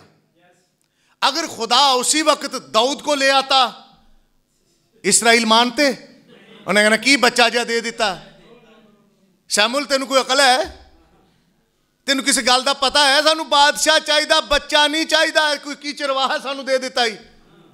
हमें बादशाह चाहिए जो नजर आए, कद काठ चाहिए, नौजवान चाहिए। ये क्या कर रहा है तू? खुदा ने अपने बीज को छुपा कर रखा। उसने कहा कर पहले साउल को आगे। सबसे खुदा के कलाम को जब हम पढ़ते हैं, शमूएल की किताब को, जब दाऊद की किताबों को पढ़ते हैं, साउल ने ज्यादा गलतियां की या दाऊद ने ज्यादा गलतियां की? दाऊद ने ज्यादा गलतियां की। साउल ने एक ही गलती की, खुदा उसे रद्द कर देता, चल साइड पे हो, क्योंकि खुदा का मकसद साउल को लाने का नहीं था, खुदा का मकसद दाऊद को लाने का था। आमीन। इसलिए खुदा चाहता था कि मैं अपने बीज को अपने वक्त पर खड़ा करूंगा। साउल नहीं लड़ सका जूलियस से जंग, लेकिन खुदा का खड़ा किया हुआ लड़ा। आमीन। अब जब वो देखता है कि दे बादशाह, खुदा कहता है रोता क्यों, दे दे इनको बादशाह, मैं तुझे बताऊंगा तूने किसको मसा करना, इनको दे दे बादशाह। साउल ने अपनी जिंदगी में एक ही गलती की, दाऊद अपनी जिंदगी में गलतियां करता रहा, खुदा उसे माफ करता रहा। क्यों? क्योंकि गॉड सीड था। पर खुदा दाऊद को माफ करता रहा, लेकिन सबसे ज्यादा हिकमत की बातें बाइबल में लिखने वाला पता कौन? सुलेमान। बेगाना औरत की तरफ ना देख। औरत का मुंह, बेगाना औरत के मुंह की बातें शहद टपकता है, उसका रास्ता पताल को जाता है। ये लिखता कौन है? सुलेमान। जब 11वें बाब के अंदर सुलेमान की शादी गैर कौम की औरतों से हुई, तो बाइबल में लिखा है सुलेमान की बीवियों ने उसके दिल को बदल डाला। इधर खुदा का खैमा है, हैकल है, हैकल के सामने यही बादशाह बाल देवता का बना देता है मंदिर, मज़बा खड़ा कर देता है। वजह क्या बनी? एक औरत वजह बनी कि सुलेमान जो लिखता है बेगाना औरत की तरफ ना जा, ये ना कर, वो ना कर, सबसे ज्यादा लिखने वाली बातें सुलेमान ने लिखी हैं। लेकिन सुलेमान खुद नहीं बदला। खुदा ने दाऊद की गलतियों को माफ करता रहा, पर सुलेमान की गलती को खुदा ने माफ नहीं किया। खुदा ने जब इसने गलती की तो खुदा ने इसराइल को बांट दिया। 10 कबीले एक तरफ, दो, खुदा ने कहा मैं अलग कर लूंगा, और उसने अलग कर लिया। अब जब 2 कबीले अलग हो गए, ऐसा नहीं है कि खुदा दाऊद की गलतियों को माफ क्यों कर रहा था और सुलेमान की गलतियों को खुदा ने माफ क्यों नहीं किया। दाऊद पर भी हमले हुए, लेकिन दाऊद के अंदर थोड़ा फर्क था। दाऊद पर जब हमला होता, दाऊद खड़ा हो जाता, दाऊद गिरता, दाऊद खड़ा हो जाता। लेकिन सुलेमान का तो दिल ही बदल गया। और दिल किसने बदला? उसकी बीवियों ने। अगर कोई खुदा की हजूरी से किसी को निकाल सकता है तो वो एक औरत ही है। मैं और आप जानते हैं कि खुदा आता है पास एडम के, लेकिन शैतान आता है पास मैडम के। शैतान किसको पकड़ता है? मैडम को। पर खुदा किसको पकड़ता है? एडम को। इसलिए खुदावंद अपने कलाम में से होकर बता रहा है,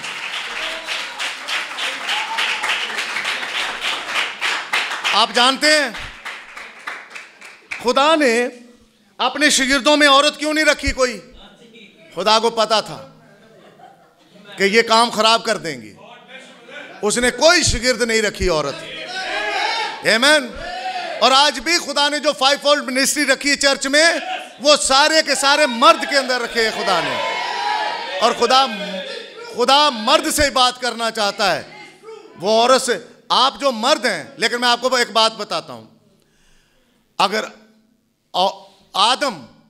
आदम दी बीवी गई तो आदम दी बादशाही भी गई। यह दूसरा पॉइंट है। आदम की बीवी गिरी तो आदम को अदन से निकलना पड़ा। आदम की बीवी अगर जली जाती है तो आदम की बादशाही भी चली गई। इसलिए खुदा जानता है। हाँ, अगर आप पढ़ना चाहते हो तो पहला सलातीन उसका 11वां बाब पहली आयत से पढ़ें तो आपको मिलेगा। यशवा को जंग अपने लोगों से लड़नी पड़ी, आपको भी अपने लोगों से जंग लड़नी पड़ेगी। इसलिए क्योंकि खुदा जानता है। हिकमत की बातें लिखने वाला सुलेमान ही है, लेकिन हिकमत से खुद यहां पर सबा की मलका क्या देखने आई थी? हिकमत की बातें तो सुनने आई थी, लेकिन यहां पर आकर इसके साथ कुछ गड़बड़ होगी, क्योंकि औरतों ने इसके दिल को फेर दिया था। फिर गया ये औरतों के सबब से।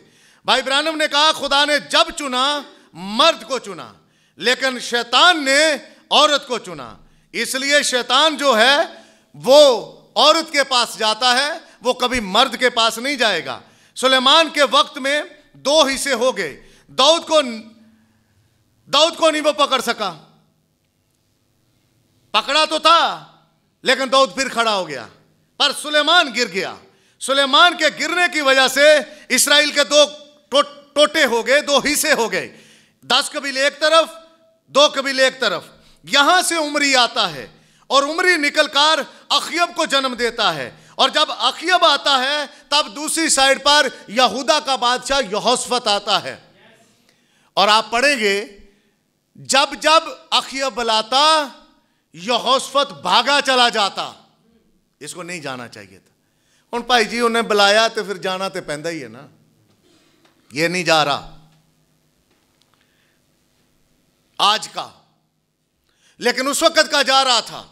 जब भी अखयब बुलाता तो चला जाता, उसके साथ जाता। और यहां फिर शैतान की चाल शुरू हो गई।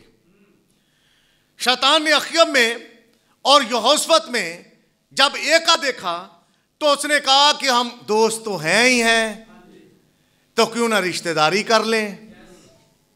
हाँ जी, आप पढ़िए जरा मेरे साथ। दूसरा तवारीख है, उसका बाब नंबर 21 है, और 21 बाब की 4थी आयत से जरा आप पढ़ें। लेकिन इससे पहले कि हम 21वें बाब में चलें, जरा 22वें बाब में थोड़ा सा एक नुक्ता है, उसको पकड़कर फिर आगे 21वें बाब में वापस आते हैं। जरा दूसरा तवारीख है, उसका 22वां बाब, उसकी 10वीं आयत पढ़िए जरा। जब अखजिया की माँ अतलिया ने देखा कि उसका बेटा मर गया, हाँ, तो उसने उठकर यहूदा के घराने की सारी शाही नस्ल को नाबूद कर दिया। ये अतलिया है कौन? जरा किसी थोड़ी सी बैकग्राउंड देख के फिर आते हैं। उमरी आया, उमरी के बाद अखयब आया। उमरी ने क्या किया कि अपने बेटे अखयब की शादी बाल देवता के पुजारी की बेटी से कर दी, क्योंकि इधर इनकी कुर्बानियां होती थी और दूसरी तरफ उनकी कुर्बानियां होती थी। ये आते जाते देखते थे। आप भी चर्च जा रहे हो? हाँ जी, हम भी चर्च जा रहे हैं। आते जाते एक दूसरे के साथ मुलाकात हुई। मुलाकात होते होते अतीबाल के साथ उमरी बात करता है कि मेरे बेटे को अपनी बेटी का रिश्ता दे दे। और जब शादी हो गई, अतीबाल एक कातिल आदमी है, आपको तवारीख में मिलेगा, और बाल का पुजारी है। अपनी बेटी की शादी उमरी के बेटे अखयब के साथ कर देता अतीबाल। जब शादी हो जाती है तो एजिबल की बेटी का नाम है अतलिया। अब आ गई यहोशफत और अखयब दोस्त बन जाते हैं। यहोशफत का बेटा है और अखयब की बेटी है अतलिया। पढ़िए ब्रदर आप।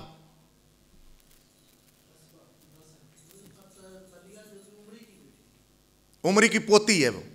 जब हम पीछे जाएंगे तो पता चलेगा कि ये उमरी की पोती है, जब डिटेल के साथ पढ़ेंगे तो। जी पढ़े, यहां बेटी लिखा हुआ है, पढ़िए। जब अखजिया की माँ सुनिए, चले भाई ने बात खोल दी है। उमरी की बहू थी एजिबल। एजिबल ने जन्म किसको दिया? अतलिया को। उमरी की ठहरी पोती। तो जैसी मां वैसी बेटी। ये रिश्ता नाता बैकग्राउंड बड़ी लंबी चौड़ी देखनी जा रही है, तवारीख। अब पढ़िए जरा। जिसके नसबनामे का नहीं पता उसका क्या करें? पढ़िए जी। जब अखजिया की माँ अतलिया ने देखा कि उसका बेटा मर गया, हाँ? तो उसने उठकर यहूदा के घराने की सारी शाही नस्ल को नाबूद कर दिया। किसने? है कौन ये 12 कबीलों की मलका है। यहां हेडिंग होगी बाइबल में, ये मलका है। और मलका ने सारे यहूदा के सीड को जी क्या कर दिया? नाबूद कर दिया। नाबूद। वहां लिखा हुआ है मार मलिया मेट कर दिया इसने। जो खुदा का बच्चा था, अतलिया ने कहां से सीखा? अपनी मां एजिबल से। एजिबल से सीखा कि यहूदा के बीज को मारना है। एजिबल जब आई, एजिबल ने यहोवा के नबियों को मारा, कत्ल करना शुरू कर दिया उसने नाबूद को। लेकिन एलिया की रूह ने उसको पहचान लिया। आमीन। उसने कहा तेरा लहू कुत्ते चाटेंगे। तू ऐसा करती है, तेरे लहू को कुत्ते चाटेंगे।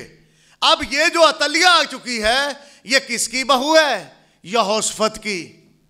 यहोशफत के घर की बहू बन चुकी है। और कर क्या रही है? उसी के खानदान को नेस्तो नबूद कर रही है, बीज मार रही है। दूसरे लफ्जों में सीड को जाया कर रही है। आगे पढ़िए ब्रदर जरा। लेकिन बादशाह की बेटी, हाँ? यहूशबात अखजिया के बेटे। यहां भी एक औरत आती है। अब पढ़िए इस बात को। जब खुदा के सीड को मारने जा रहे थे, आगे आती है बादशाह की बेटी। वो एक बच्चा पकड़ लेती है जिसका नाम शायद युआस है जी, युआस। जिसका नाम युआस है। ये उस छोटे से बच्चे को पकड़ लेती है और पकड़कर उसको छुपा लेती है। ये गॉड सीड है। खुदा अपने तरीकेकार को लेकर आता है। वो अपने बीज को रखने के लिए तिमर को लेकर आया, वो अपने बीज को रखने के लिए राहब को लेकर आया, वो अपने बीज को रखने के लिए रूत को लेकर आया, और अपने बीज को रखने के लिए बत्सबा को लेकर आया, और अपने बीज को रखने के लिए यहां बादशाह की बेटी को पकड़ता है और कहता चल निकल, इस बेटे को पकड़ ले। वो एक ही यहूदा का बच्चा बचा है जिसके अंदर खुदा का सीड है, और उसको बादशाह की बेटी पकड़ती। पढ़िए जरा। बादशाह के बेटों के बीच से जो कत्ल किए गए, हाँ? चुरा ले गई। हाँ जी। और उसे और उसकी दाया को बिस्तरों की कोठरी में, हाँ? रखा। दाई समेत ले गई और जाकर उसको छुपा लिया। आगे। सो यहूराम बादशाह की बेटी यहूविदा काहिन की बीवी, हाँ? यहूशबात ने, चूंकि वो अखजिया की बहन थी, हाँ जी, उसे अतलिया से ऐसा छुपाया, हाँ? कि वो उसे कत्ल करने ना पाई। छुप गया। खुदा खुद आप दूसरों की नजर से ओझल कर देता है। आप उसकी नाक के नीचे पल रहे होते हैं। इस क्या नाम इसका? यहूशबात। हाँ, यहूशबात। ये एक औरत आती है जो कि बादशाह की बेटी है, युआस को छुपा देती है। आगे पढ़िए थोड़ा। और वो उनके पास खुदा की हैकल में 6 बरस तक छुपा रहा। कितने साल? 6 बरस। 6 साल तक। और खुदा जब अपने करनी पर आता है तो खुदा 7 साल के बच्चे को खड़ा करता, ले यहूदा की सल्तनत तेरे सुपुर्द है। आप पढ़ेंगे, खुदा जब ये 7 साल का बच्चा हुआ, खुदा ने कहा ये है बादशाह। अब अतलिया को पता चलता है कि ये शोर काहे का, ये क्यों गाने बजाने वाले आ चुके हैं, ये क्यों शोर हो रहा है। तो अतलिया सामने आती है। जब आती है, पढ़िए अपने वक्त में, जब आती है तो क्या देखती है कि बच्चा सामने खड़ा है और बादशाह है, और क्या करती है? पागल हो जाती है, अपने कपड़े फाड़ती है। बाइबल कहती है ये पागलों जैसा अपना हुलिया बना लेती है, कपड़े फाड़ लेती है अपने। और बाइबल कहती है ये घोड़ा फाटक पर कत्ल हुई। जो ज्यादा काहिन ने कहा इसे पकड़ो, इसे मारो। जहां इसकी मां मरी थी वहीं इसे मारो। जहां एजिबल मरी थी वहां भी घोड़े ही थे। जब अतलिया मरी वहां भी घोड़े ही थे। यह है बाइबल, और यह है मेरे और आपके जमाने का नबी। जो एलिया की रूह में आया और उसने सारी चीजों से पर्दा उठाया, ये कोई तंजीम नहीं बयान कर सकती। ये हमारे बस का रोग नहीं है कि हम इस मैसेज को बयान कर सकें, लेकिन खुदा का रूह है जो कोतानी लिबास में आया और उसने मोहर की कि लो इसे बयान करो, इसे वो पकड़ो और इसे बयान करो। आमीन। इसलिए तलिया ने अपने कपड़े फाड़े, नंगी हो गई, वाविला करने लगी, ओहो मैंने तो कोई बचने नहीं दिया था, ये कैसे बच गया। वहां एक औरत थी जिसने इसे बचा लिया। मैं कहता हूं आज भी एक औरत है यहां जिसने इस गॉड सीड को बचाया हुआ है। ये गॉड सीड उसके अंदर पड़ा हुआ है और जब जब ये खड़ी होती है खुदा के बीज को लेकर सामने आती है। वो कौन है? कलीसिया है। आमीन।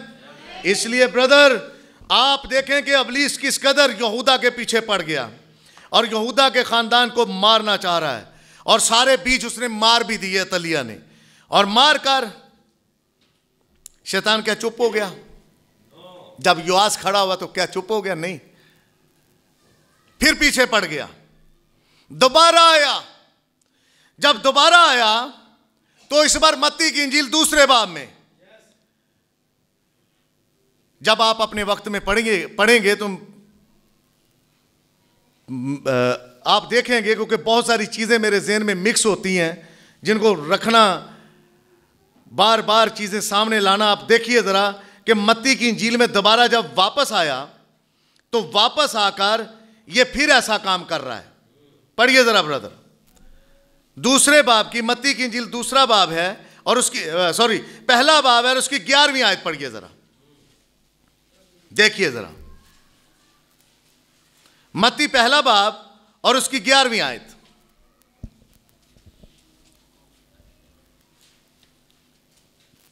और गिरफ्तार होकर बाबल जाने के जमाना में हाँ, यूसिया से यकुनिया और उसके भाई पैदा हुए।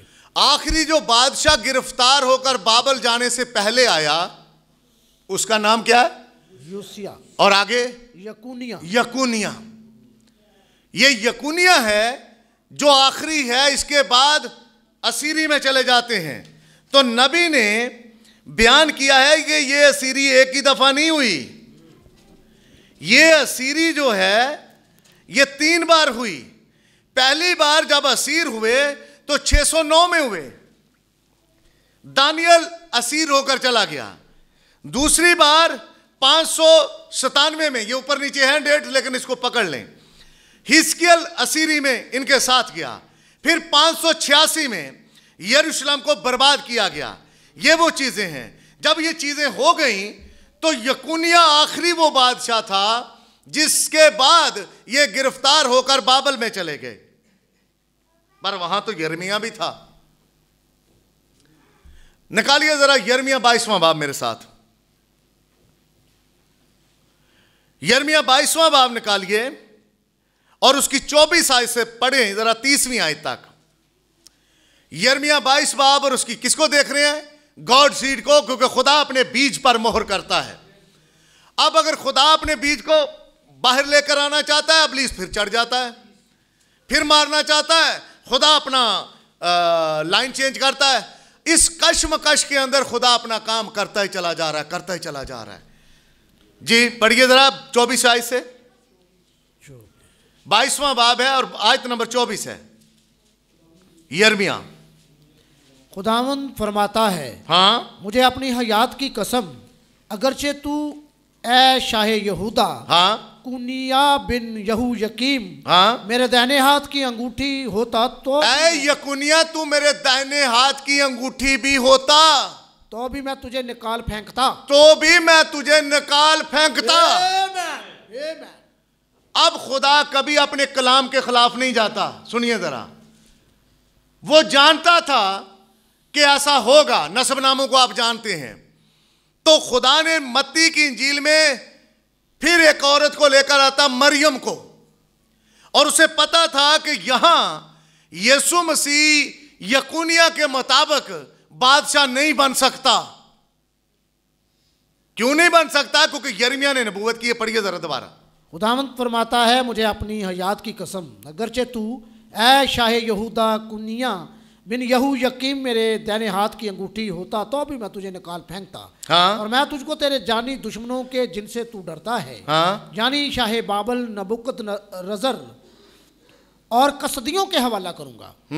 हाँ, मैं तुझे और तेरी माँ को जिससे तू पैदा हुआ गैर मुल्क में जो तुम्हारी जात बूम नहीं है हाँक दूंगा, और तुम वहीं मरोगे जिस मुल्क में वो वापस आना चाहते हैं, हरगिज लौट कर ना आएंगे। हाँ। क्या ये शख्स कूनिया नाचीज टूटा बर्तन है, या ऐसा बर्तन जिसे कोई नहीं पूछता? जी। वो और उसकी औलाद क्यों निकाल दिए गए और ऐसे मुल्क में जलावतन किए गए जिसे वो नहीं जानते? ऐ जमीन ऐ जमीन ऐ जमीन जमीन जमीन खुदावंद का कलाम सुनिए जरा। अब यहां पर खुदा उसके बारे में कह चुका है कि तुझे मैं बर्बाद कर दूंगा, तेरे साथ मैं ऐसा सलूक करूंगा। लेकिन यहां पर वो जान चुका है कि यहां से तो मसीह नहीं आने वाला, तो खुदा ने फिर एक और औरत को पकड़ा जिसका नाम मरियम है, क्योंकि नस्ल औरत की है। और मरियम यहूदा से ले ली गई और मरियम के शोहर का नाम यूसुफ है। और अगर आप मत्ती और लूका के नसबनामों को पढ़ें तो वहां पर आपको दाऊद के बेटे का नाम भी फर्क नजर आएगा। मेरे पास वक्त नहीं है, लेकिन आप पढ़िए, अगर सवाल पैदा हो तो मैं आपको बता सकता हूं कि एक नसबनामे में यहूदा दाऊद के बेटे का नाम नातन कहा गया। कोई टोटल 20-22 के करीब दाऊद के बच्चे थे, और एक जगह पर उसका बेटे का नाम सुलेमान रखा गया है। तो ये खुदावंद अपनी मर्जी से चीजों को लेकर आ रहे थे ताकि अपनी नस्ल को, अपने बीज को रख सकें। आप देखेंगे एक जगह पर यूसुफ के बाप का नाम एली बताया गया है, चूंकि वो मरियम के बाप का नाम था और वो उस दस्तूर के मुताबिक आ गई ताकि खुदा के बीज को लेकर आ सके। लेकिन ब्रदर ब्रैनम कहते हैं मोहरों के नीचे नाम है। शैतान के पास, नबी ने कहा शैतान के पास बहुत सारे ताज हैं और यीशु मसीह के पास कोई भी ताज नहीं है अभी तक। क्यों? क्योंकि यही सुलेमान लिखता है कि एक नेक औरत अपने शोहर का क्या है? ताज है। अभी दुल्हन जमीन के ऊपर है, अभी यीशु मसीह के सर पर ताज नहीं है। तो मैं कलीसिया से कहूंगा आप अपनी अहमियत को समझ लो। आप क्या हो? यीशु मसीह का ताज। और ताज अभी भी अपनी हरकतें सीधी नहीं कर रहा, अभी तक ठीक नहीं हो रहा ताज। बार बार अपने बालों को कैंची, बार बार अपना बनाओ श्रृंगार, बार बार कानों में, नाक के अंदर बालियां, कोके, कांटे, ये वो सारा कुछ चल रहा है। आप हो क्या? ताज मसीह का, मसीह का ताज हो। आमीन। आदम के अंदर ही उसकी बीवी छुपी हुई थी और मसीह के अंदर ही उसकी बीवी छुपी हुई है। अब औरत के अंदर, कलीसिया के अंदर मसीह छुपा हुआ है, करो जाहिर। आमीन। नबी ने कहा आप मुसीबत के दौर से तो नहीं गुजरेंगे, लेकिन आपके ऊपर दबाव जरूर आएगा। उस प्रेशर को लें, क्योंकि प्रेशर वो चीज है जो आपको ढाल देगा मसीह की दुल्हन बनने में। मोहरे क्यों मत्ती 24 के अंदर प्रीच हुई? इससे पहले यीशु मसीह प्रीच कर देते। क्यों बाब नंबर 24 ही पकड़ा यीशु मसीह ने? आप जानते हैं ना कि मत्ती की इंजील 24वां बाब मोहरों का बाब है। मत्ती 24, 25, 26 और 27 बाब में यीशु मसीह जान दे देते हैं। 3 बाब पहले यीशु मसीह ने मोहरें प्रीच की। 1947 से लेकर 62 तक ब्रदर ब्रैनम मोहरें क्यों नहीं प्रीच कर सके? 63 में अपने मरने से 2 साल पहले मोहरें क्यों ली? इसका एक मकसद है ब्रदर। नबी जो देखता है वो आम आदमी नहीं देख सकता। नबी ने उनको पहले से देख लिया था। जरा सुनिए, भाई ब्रैनम ने मोहरों को अपनी खिदमत के आखिरी हिस्सा में क्यों प्रीच किया? क्यों बयान किया उसने? मोहरों के बाद फजल नहीं है। हिजकिय्याह 9 में क्या पढ़ा? जब कतानी लिबास वाले ने मोहर लगा दी पेशानी के ऊपर, उसके बाद 6 मर्द हथियारों वाले यरूशलेम में दाखिल हो जाते हैं। ब्रदर, कतानी लिबास वाला आपके बीच में मौजूद है। उस मोहर को ले लें। वो मोहर आपके ऊपर करना चाहता ताकि कोई अबलीस, कोई शैतान, कोई मुसीबत आपको जर ना पहुंचा सके। लेकिन मोहर के बाद फजल नहीं है। जब यीशु मसीह ने मोहरें प्रीच कर दी मत्ती 24 के अंदर, उसके बाद जाकर उस दरख्त को कहते हैं आइंदा को तुझ में फल ना लगे। फजल है ही नहीं है। इसी तरह यशवा और कनान का मैंने आपको बताया। यशवा जब कनान में जाने वाला था तो उसकी जंग किससे हुई? अपने ही लोगों के साथ। ये कौन सा खरूज है? पहला। अब दूसरा खरूज है। अब अगर मैंने और आपने खरूज करना तो किसके साथ जंग होगी? अपनों के साथ। अगर अपनों के साथ लड़, ऐसे नहीं है कि आज जाके थे बावा टोंके थे अपने ना लड़ना, जो पादरी ने कहा था कैसी लड़ना आगे, ऐसा नहीं मैं कह रहा। मैं आपको अपने ईमान की जंग कह रहा हूं। ईमान की जंग कैसे लड़नी है आपने? आमीन। सामना करना पड़ेगा मैसेज बिलीवरों का ही। आमीन। मत्ती की इंजील 27वें बाब के अंदर यीशु मसीह ने वो फिर आ गया यीशु मसीह को पकड़ने के लिए, मारने के लिए, और उसने मारा भी। जरा पढ़िए ब्रदर, जरा पढ़िए मेरे साथ आप मत्ती की इंजील 27वां बाब निकालिए जी। मत्ती की इंजील 27वां बाब, ये आखिरी हवाला है और सारा मैसेज इसी के ऊपर क्लोज होना है। जरा अपने ध्यान को जरा मेरी तरफ लगाइएगा जरा जी। मत्ती की इंजील 27वां बाब है और उसकी आयत नंबर, एक मिनट ब्रदर, हाँ 48वीं आयत से जरा शुरू करें। लेकिन इससे पहले जरा रुकिए। यीशु मसीह मोहरें प्रीच करके सलीब पर चले गए, अब अपनी जान देने वाले हैं। आपको याद है, मुझे याद है, जब हम पढ़ते थे तो हमें छुट्टी के टाइम का पता होता था और टीचर अपनी चेयर छोड़ देता था ठीक 2-4 मिनट पहले, 5 मिनट 10 मिनट ले लें। और क्लास को देखता कौन था? मॉनिटर। उसने अब कंट्रोल किए होते थे बच्चे, चल भी बाहर नहीं जाने देना था दरवाजे, तो ऐसे क्लासरूम के अंदर ही रखा होता था। अब सारे बच्चे अपना बैग शैग बंद कर करा के चीजें समेट समूट के बैग के अंदर डाल के, बैग तैयार है, जूतियां कसी हुई हैं, जैसे घंटी टन टन टन टन टन टन, बच्चे किसी के कंट्रोल में नहीं आते। ऐसे ही है ये सब, जब घंटी बजती है टन टन टन तो कैसे छुट्टी होगी जी, निकले दौड़े गेट की तरफ। तो सारे, और हमारा जरा थोड़ा सा जो मेन रोड थी वो यहां से लेकर जितना फिरोजपुर रोड है इतना मेन रोड दूर था, तो हमने अक्सर शर्तें लगा रखी थी वह तो जो लानी से रोड थे खत्म करनी। तो बच्चे बिल्कुल बैग तैयार, घंटी का इंतजार है। अब तस्वीर कशी है, आदम बिल्कुल कब्र के अंदर तैयार है, हवा तैयार है, अयूब तैयार है कि कब यीशु मसीह पुकारे और हम यहां से उड़ जाएं। आमीन।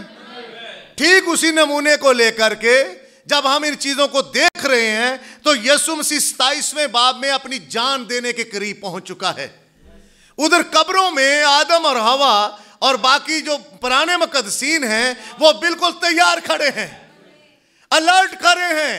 अब औरत की नस्ल से आया है और हम आजाद हुए के हुए, अभी हुए, लेकिन बीच में ये फिर शैतान अपनी चाल चल रहा है। यीशु मसीह का हर कतरा वो बहाना चाहता लकड़ी के ऊपर, हर कतरे को निचोड़ना चाहता लकड़ी के ऊपर कि वो कुछ बोल ना सके। पढ़िए जरा आप 48वीं आयत से। और फौरन उनमें से एक शख्स दौड़ा, हाँ, और स्पंज लेकर सिरका में डुबोया। थोड़ा पीछे पढ़े जरा, थोड़ा सा पीछे, जहां लमा लमा शबक्तनी लिखा हुआ, थोड़ा पीछे चले। और हाँ? दोपहर से लेकर तीसरे पहर तक तमाम मुल्क में अंधेरा छाया रहा। हाँ? और तीसरे पहर के करीब यीशु ने बड़ी आवाज से चला कर कहा, हाँ? एली एली लमा शबकतनी, एली एली लमा शबक्तनी। जी आगे। यानी ऐ मेरे खुदा तूने मुझे क्यों छोड़ दिया। जी आगे। जो वहां खड़े थे उनमें से बाज ने सुनकर कहा, हाँ? ये एलिया को पुकारता है। अब सुनिए, वो कह रहे ये एलिया को पुकारता है। कमबख्तों मोहरे 24 बाब में प्रीच हो चुकी हैं, अब तुम्हारे ऊपर अदालत है। ये सूरज ने अपना मुंह क्यों छुपा लिया है? तुम्हारे ऊपर अदालत अभी आई। उनको पता ही नहीं पड़ रहा कि मोहरे प्रीच हो चुकी हैं। आज मोहरे ये बंदा प्रीच कर चुका है और हो गई हैं मोहरें परीच। अब जब मोहरों को रद्द करोगे फिर अदालत में जाओगे, फिर खून रेज जो हथियार पहने हुए हैं उन 6 मर्दों ने वो आ जाएंगे। अब कोई तरस नहीं होगा। पढ़िए ब्रदर। और फौरन उनमें से एक शख्स दौड़ा और स्पंज लेकर हाँ? सिरका में डुबोया और सरकंडे पर रख कर उसे चुसाया। सुनिए जरा, जब यीशु मसीह के बदन लहू लहान है, टूटा हैंग हुआ है इस लकड़ी के ऊपर, और कैसे हर एक कतरा बह रहा है और प्रेशर डाल रहा है, बॉडी प्रेशर डाल रही है उसके दिल के ऊपर, वो पंप करता चला जा रहा है, लहू बहता जा रहा है, उसके मुंह से कुछ निकल नहीं पा रहा। और इब्लीस जानता था अगर ये बोला तो कुछ वकूअ में आएगा, अगर ये बोलेगा तो वकूअ में आएगा। आज इब्लीस जानता है अगर दुल्हन बोलेगी, अगर दुल्हन बोलेगी तो कुछ वकूअ में आएगा, इसलिए उसने दुल्हन के मुंह पर कब्जा किया हुआ है। वो उठने ही नहीं देता दुल्हन को, वो बोलने ही नहीं देता दुल्हन को। आमीन हालेलुया। दुल्हन नहीं कह पाती, लेकिन मेरा नबी कह गया जब तुम किताब खा लोगे, जब आपको किताबें दे दी हैं, जब आपको किताबें और करैक्टर दे दिए हैं, लो इन करैक्टर को खा लो, ये करैक्टर ही बन जाओ, फिर तुम बोलोगे। तुम्हें नबूवत करनी है बादशाहों पर, उम्मतों पर, कौमों पर, कबीलों पर, तुम्हें बोलना है। अब तुम्हारी बारी है। यीशु मसीह का लहू निचोड़ रहा था इब्लीस, कहता ये बोल ही ना कुछ पाए। आप पढ़िए ब्रदर जरा। मगर बाकियों ने कहा ठहर जाओ, हाँ देखें तो एलिया उसे बचाने आता है या नहीं। हाँ, यीशु ने फिर बड़ी आवाज से चलाकर जान दे दी। यीशु मरा नहीं है अभी, ये सारे पढ़ रहे हैं चर्च वाले। ये 5वां 6ठा कलमा है जी, पता नहीं 7वां कौन सा है। एली एली लमा शबक्तनी, ये कलमा है। तंजीमी चर्चेस के अंदर ये पढ़ते रहे, बयान करते रहे, ये सारे पढ़ रहे हैं। लेकिन अगली आयत क्या कहती ब्रदर? यीशु ने फिर बड़ी आवाज से चला। ये बड़ी आवाज क्या है? ये एली एली लमा शबक्तनी तो सारे पढ़ते हैं, ये बड़ी आवाज में क्या है? और बाइबल कहती जब उसने बड़ी आवाज में चलाया तब चट्टानें तिड़की, तब जमीन लर्जी, तब जमीन ने उसे मौका दिया कि वो नीचे जा सके। चलाओ, तुम्हें चलाना है, तुम्हारे लिए कुछ वकूअ में आए। अगर चुप करके बैठे रहे कुछ वकूअ में नहीं आएगा। जब यहूदा का सीड आता है वो चलाता है और अपनों को साथ लेकर निकल जाता है। अब तुम्हारी बारी है, तुम चलाओ। इस आवाज में क्या था? इस आवाज के अंदर क्या था? ये वो आवाज थी जो तंजीमों की समझ में नहीं आ रही, जो कई मैसेज बिलीवर की समझ में नहीं आ रही। एली एली लमा शबक्तनी तो सबको पढ़ लेते हैं, क्योंकि नबी ने कहा मोहरें अंदर से भी लगी थी और मोहरें बाहर से भी लगी थी। बाहर से जो लगी थी वो तो सारे चर्च पढ़ रहे हैं, लेकिन जो मोहर अंदर है वो एक खास नबी पढ़ गया। उस नबी ने कहा जब वो चलाया, वो जोर से चलाया, और चलाने में क्या था? आदम बाहर आजा, इसहाक बाहर आजा, शिकायना ग्लोरी तंजीमों से बाहर आजा। क्यों? क्योंकि अब तेरा उठाया जाना है। यह था वो बड़ी आवाज से चलाना। अगर आपकी जिंदगी में बड़ी आवाज से चलाना हो चुका है तो आइए अपने पांव पर खड़े हो। आमीन। अपनी आवाज से खुदावंद को वेलकम करते हैं। वो भला है, उसने इस मैसेज को खोला है, वो अपने कलाम का तर्जुमान है, वो चलाया है, उसने अपने पैगाम को अपनी दुल्हन में रखा हुआ है। और अब सुनिए दुल्हन, इब्लीस अगर परेशान है तो वो आज की दुल्हन से परेशान है। वो खुदा की चाल को समझ चुका है। वो कहता है कि अब मसीह आया चला गया, लेकिन अगर किसी से परेशानी है तो वो दुल्हन है, ये ब्राइड है जिससे उसे परेशानी है, क्योंकि ब्राइड ही उसके सर को कुचलेगी। औरत की नस्ल ही उसके सर को कुचले, क्योंकि वादा हुआ है। आमीन। उसके सर को कुचलने के लिए तैयार हो। आमीन। आइए खुदावंद की हुजूरी में आगे बढ़ते हैं। एक गीत गाते हैं, छड़ दे गुनाह दी दोस्ती, रब वल ते आन कर। आइए अपनी आंखें बंद करते हैं।